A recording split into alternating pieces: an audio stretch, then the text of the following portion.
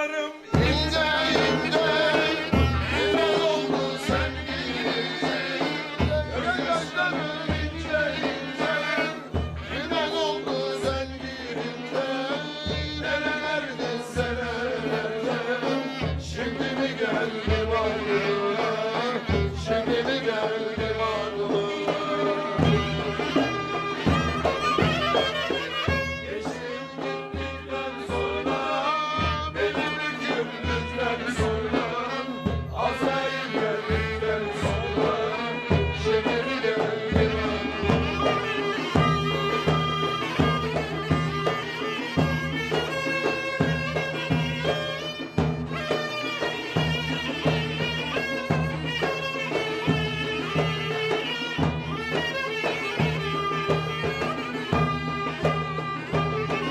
Beni ben de aradım, arayıp bulamadım. Beni ben de aradım, arayıp bulamadım. Ezildi darmadan, şimdi mi geldi varlığım, şimdi mi geldi varlığım.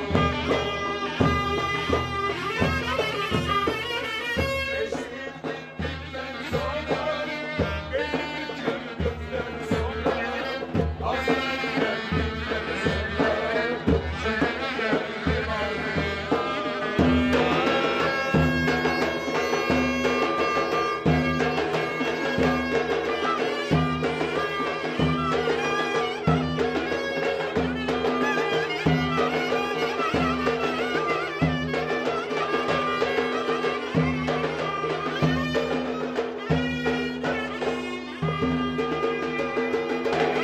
Mübarek olsun, hayırlı olsun. Allah uzun ömürler Allah versin. torunun evlenmesini göstersin.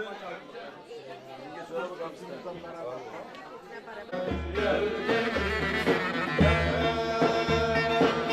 Yağmur olur gel, rüzgar olur gel. Bulutlar yoldaşın olsun. Allah'ım seni korusun. Yolun açık